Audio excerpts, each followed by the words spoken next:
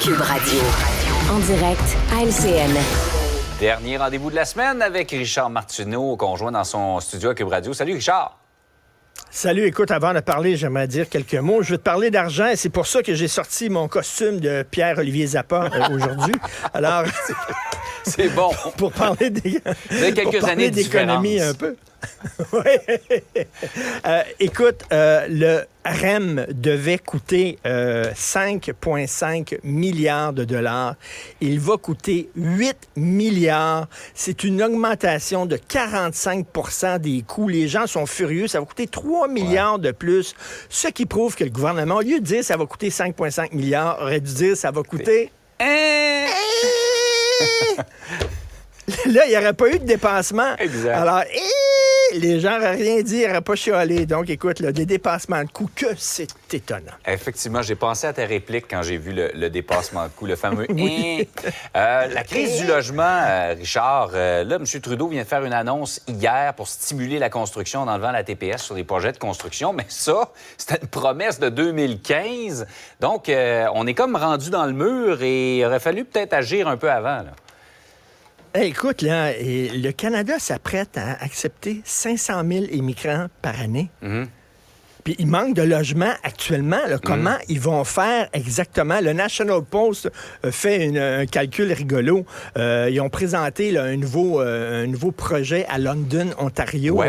On va créer une unité de 45 logements d'habitation.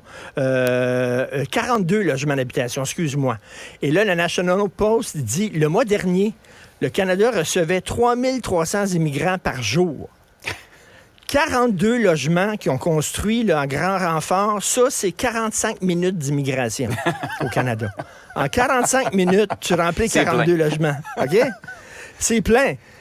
Écoute, moi, j'étais rédacteur en chef du journal Voir, un quotidien gratuit qu'on donnait dans les rues de Montréal il y a, mon Dieu, des décennies de ça, OK?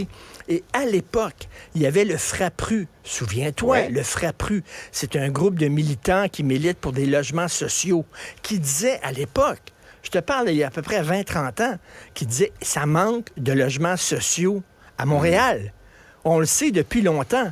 Et là, j'entends les municipalités dire, là, on n'a pas d'argent, puis on a besoin de l'aide de la province. Prenons Montréal. Madame Plante a dit, ça n'a pas de bon sens, puis on est pris à la gorge. Madame Plante a annoncé cette semaine un projet de revitalisation du parc du Mont-Royal. OK? Là, les automobilistes ne pourront pas aller au lac des Castors. Puis, ils vont construire un nouveau point de vue.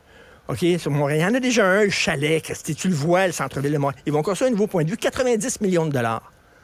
C'est une priorité, ça, Christy? Et regarde, pense à toutes les pistes cyclables qu'on a construites à Montréal. L'argent qu'on... Les deux grandes priorités d'un individu, se nourrir, se loger. Si tu n'as pas de logement, tu peux pas travailler. Tu n'as pas d'endroit où dormir calmement, tu n'as pas d'endroit où mettre tes vêtements, tu n'as pas d'endroit où prendre ta douche et tout ça. Tu te loges, puis après ça, tu travailles. Puis quand tu travailles, bien là, tu te sors de la misère, puis tout ça. C'est super important. Est-ce que les villes ont mis ça en haut de leur priorité? Est-ce qu'à Montréal, c'est une priorité, le logement social? Madame Plante qui vient du milieu communautaire, qui vient de la gauche, là, qu'est-ce qu'elle a fait pour le logement social? 90 millions de dollars pour un nouveau point de vue sur la montagne. Cette semaine, c'est annoncé, ça, en pleine crise du logement. On dirait qu'on fait une ville pour les bobos. Les bobos qui ont des logements, qui coûtent cher sur le plateau Mont-Royal, qui se promènent en vélo, puis qui vont chercher leur sel équitable qui a été pris par des moines unijambistes, non-binaires au Tibet. Tu sais, c'est comme, bon, mais ça, c'est-tu une priorité? Ça fait longtemps qu'on le sait qu'il manque. Puis c'est rien que des condos. Des condos, il y a des condos, il y a des condos. Qu'est-ce qu'ils ont dit, la ville, là-dessus? La construction de condos dans Griffintown? Pas dit grand-chose.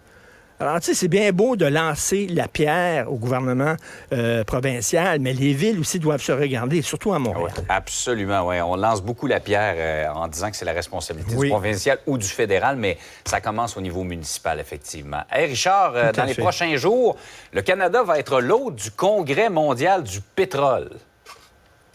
Génial! J'ai lu ça dans Le Devoir. Je n'avais pas vu ça. C'est une nouvelle qui était passée inaperçue.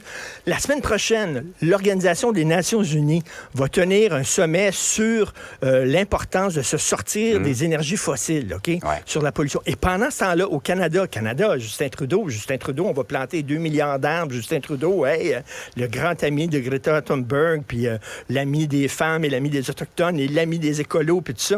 Alors, le Canada va être hôte du Congrès mondial du pétrole. Ici, alors, on va accueillir toutes les grandes multinationales pétrolières de la planète. Et le Canada, comme pays hôte, va être le pays avec la plus grande représentation. OK, là, il va y avoir plein de ministres. Il va y avoir 3 ministres qui vont être là.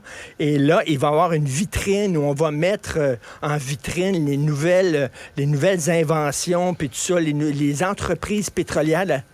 Attends une minute! Allô? Ça, c'est parler des deux côtés de la bouche.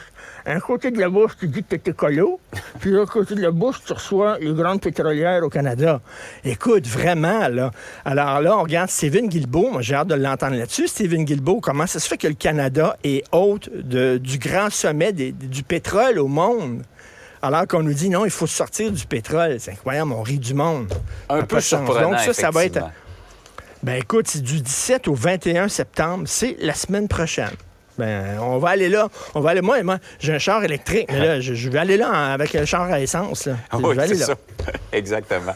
Hey, Richard, passe une très belle fin de Merci. semaine et tu parais très bien dans ton Merci. kit de Pierre-Olivier Zappa. Salut! Restez connectés. Tout ce que vous avez manqué est disponible sur l'application Cube ou